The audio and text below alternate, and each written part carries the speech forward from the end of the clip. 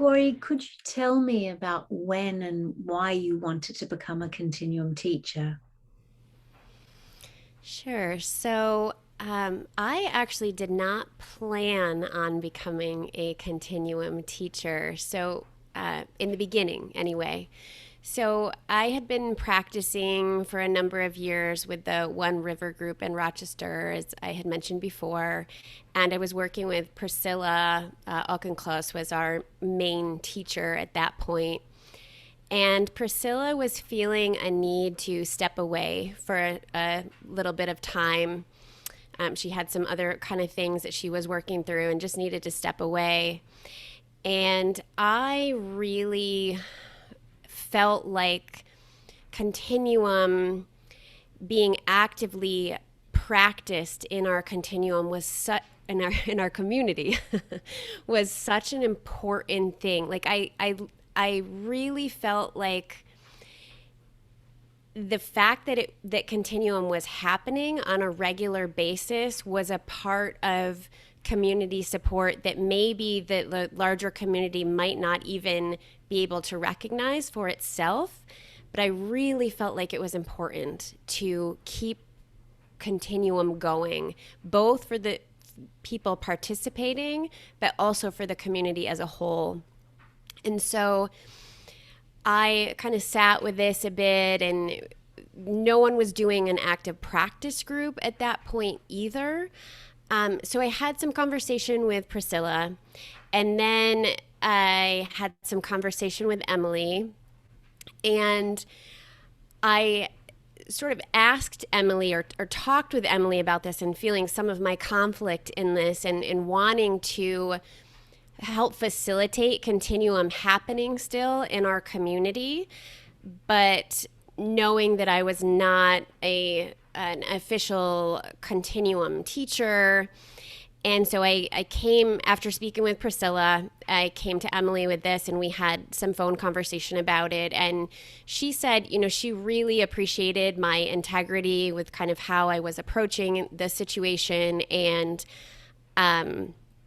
had given me her blessing essentially to go ahead and run with a series. And again, I did not say that I am an official continuum teacher, but what I posed it as to the community was I would like to run a series as an experiment, and I would like to it will be a continuum inspired series.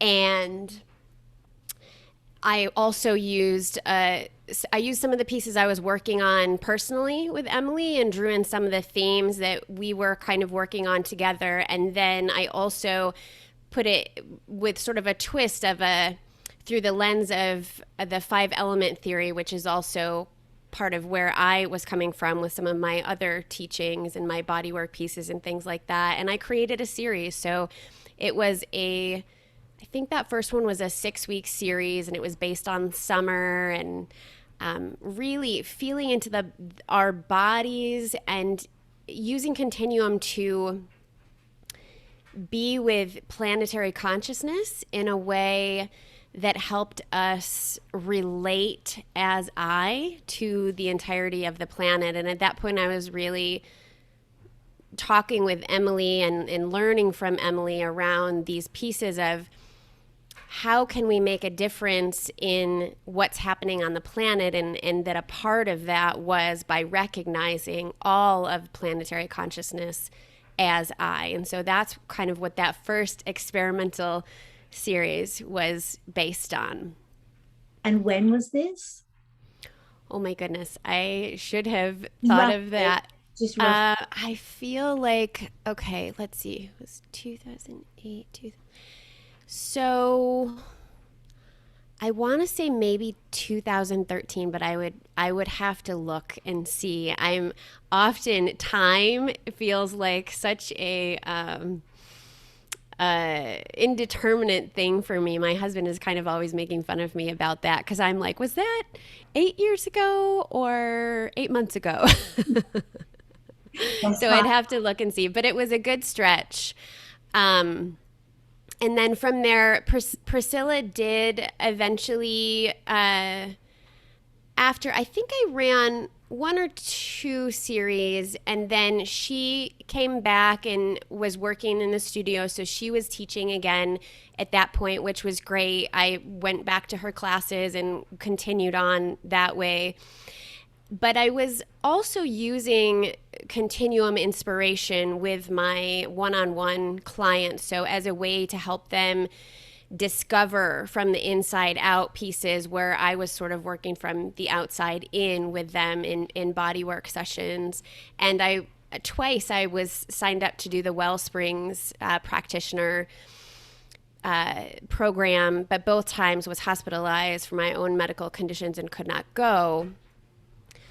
And I also there was a yoga teacher who was a friend of mine in town, and I had been, using continuum inspired techniques with her in one on one sessions, and she really wanted to do a collaboration with her yoga classes. And so we created some workshops where it was a yoga and sounding blend. So I was bringing in the aspect of sounding, but also the aspects of open intention and taking the brakes off to movement and flow. And so we worked together, and she would invite people into supported poses. And then beforehand, I taught about sounding and some different approaches, and I referenced Continuum again, never claiming to be a Continuum teacher, but as a resource. And I brought that into sessions so that when people were in, we would only do maybe 4 tops poses for an hour and a half.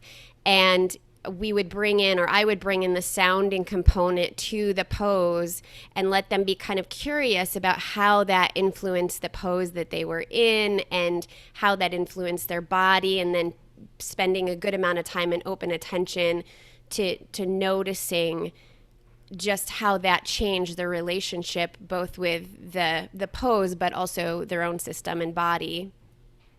And then Priscilla also had invited me to do a collaborative workshop with her around people living with chronic illness, because that's something I have a lot of experience in.